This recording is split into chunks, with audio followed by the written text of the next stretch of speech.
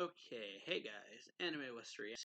Here's going to be a review for Owari no Seraph, chapter 92, or Seraph the End, chapter 92. The last chapter, we ended off with Erd showing up to save Rigger and attacking Crowley. Let's combine their names. Crowley and Farid, called him Crowd, almost. So you got Farid being like, God damn it, and Crowley like going, as they're like trying to hold him back pretty much. And then you got Rigger kind of like pulling his sword arm up to slash it downwards. And Farid's just like enjoying it pretty much, like, uh-oh, this is bad. Crowley yells Farid as the sword comes down at Crowley and he blocks it like that pretty much. And then Erd says, I see you lesser vampires have certainly had your fun. Then Erd says, I definitely held back on that strike, I can still slice your sword and you in half should I choose, which kind of also got that feeling.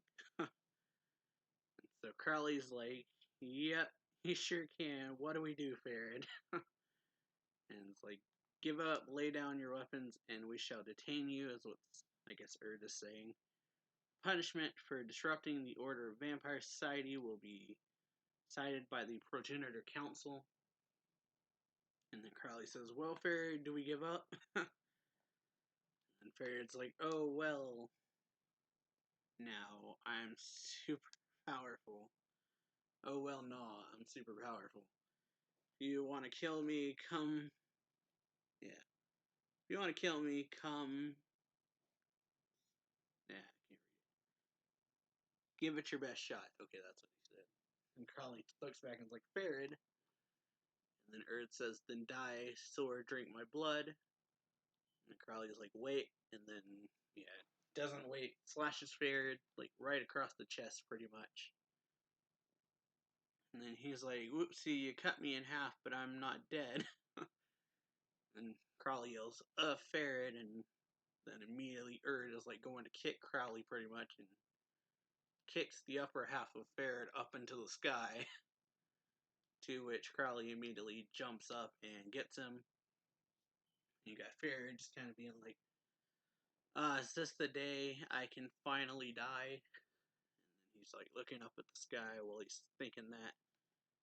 And then he says, boy, the sun's so bright and my UV blocking rings are on the other half of my body. And Crowley's like, what? And so then he says, he's like, we have to run, Farid. And then Farid says, oh, but where can we run to? And then he's pretty much talking about how the world is round, Crowley. Wherever we are, we're always at the edge of the earth, pretty much. Since the earth is round, anywhere we go is the edge, pretty much. That's what he kind of is pointing out. We can't really run to anywhere. So Crowley is like, are you trying to die today? And then Farid's like, if today's the day I get to die. And then he's like, just changes the topic and it's like, anyways, throw me down 23 degrees diagonally to the left of here. Crowley's like, huh?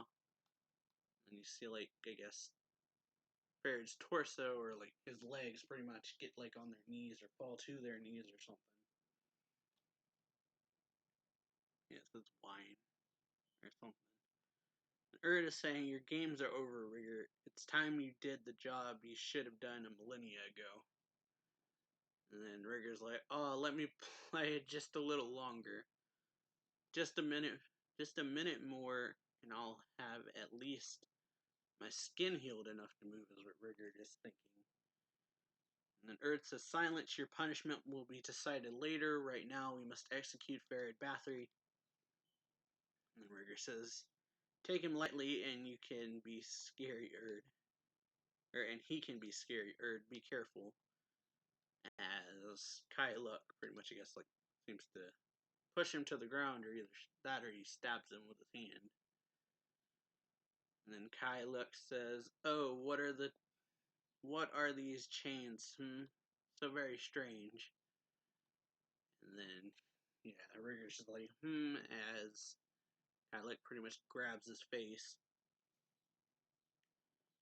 And then I forget the other guy's name.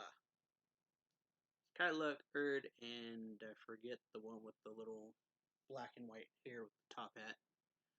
But he's telling Kyluk, listening to Lord Rigger's words is dangerous. Best to render him mostly dead first. And then he's like, good point. He's quite powerful, so we should destroy his skeleton. And then, yeah, it says, take him lightly, and he's frightening. That's what Erd is saying. From the start, I had no intention of going easy on him. And then he says, Erd says, sword, drink my blood, my enemy, no, the entire city must be destroyed. As someone comes flying in from the sky, which is Farad, saying, now, and make sure to move quickly. If we're lucky, we might be able to win. And Crowley's like, if we're lucky. So yeah, Crowley is like coming down from the sky, throws the top half of Farad down towards the ground. We see him like hit the ground with one hand and then push himself up. And then Farad's like, yep, everything is luck. There's no meaning to life, no point to death. All there is the glimmer of luck in the moment. And then he's like, ha. And then he sees a body, and he's like looking down at it, or he's falling towards it, stabs into it, and he says, slice it open, Jigenso. And then he's like, over here, morons, because he slices through space pretty much. And then, yeah, they turn around like, huh, and Farad says, sinful key. And so, yeah, they immediately, like, he says that, and Kyluk is like, you're kidding. And then the other guy's like, move. And Erd slashes Farad's head off, but he throws the key to Crowley. And then Crowley says, sinful key, engage.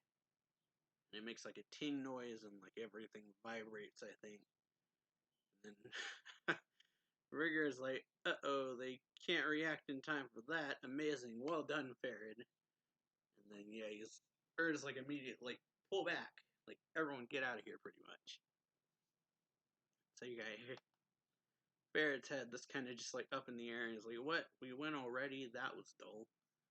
You can end it now, Crowley. And then Crowley says, definitely we have to end it here, or... And then scream as all the like windows in the building shatter. And then Crowley is like, oh, this scream, whose is it? And then we see pretty much Kyluk and the other guy, I've forgotten his name, Erd, and they're kind of like looking around. Erd says, this voice, it's a frequency only vampires can hear. Who is it? What's happening this time? And then Rigger's like, you're kidding. I sense Ushertep is. Krotep is too. Even Noya Hyenma. Unbelievable. After all that's happened still.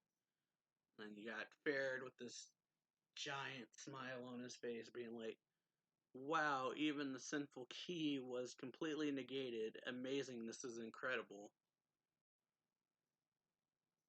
Papa's betrayal, my insanity, everything today is still dancing on the palm of the first hand.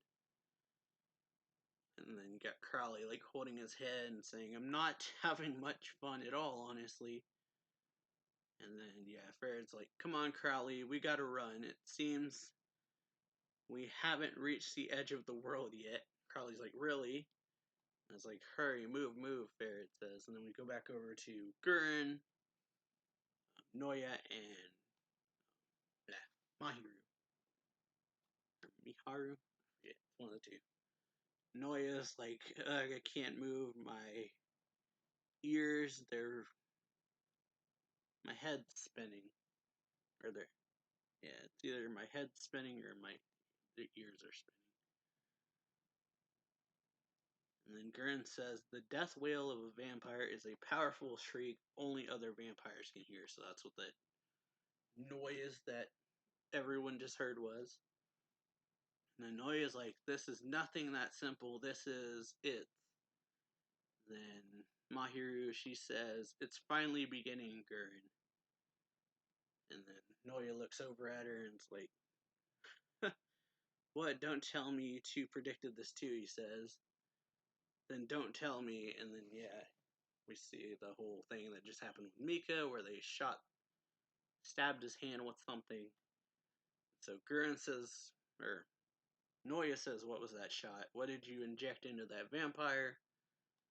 Then Mahiru just laughs and says, is all of this your doing? And then she tells Gurren, or she says, don't worry, little demon. You like human desires, right? So eat my desire and grow even stronger. So they got kind of like a weird triangle-ish trio relationship of Mahiru and Noya. Mahiru and Noya and Gurren seemingly all kind of like feeding off of each other is how it feels. Where Noya eats her desires, she eats Gurren's desires, and Gurren's like the catalyst for both of them. It's kind of how it seems, at least. And then Mahir says, strange, I sense fear from you. If demons get scared, they'll wind up getting eaten by humans like us.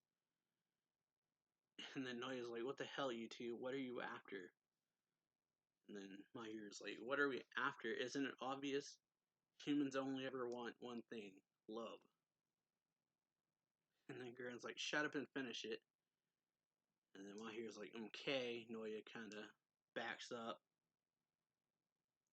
And then seems to her, Noya like either backs up or he falls over. It looks kind of like both, it seems like, because Noya just seems to move away from Mahiru, and then he's like on his back. He goes, and then falls over, and then Mahiru says, hey Gurren, was Michaela really? And Gurren says, yeah, and we see the explosion scene from a chapter before last. And yeah, where Mika like flew up into the sky and exploded. But we see what really is happening as this hand appears to come out of Mika's face. Like a whole arm pretty much comes out of Mika's head. Like his face is gone, but there's just like a hole. So Gurren says, Vampire Michaela has now died. He's transforming into a demon, a black weapon, or a black demon. So Mika becoming a black series demon, pretty much, is what has occurred. And actually, I'm kind of okay with this way of it happening rather than him simply, like, the explosion happened.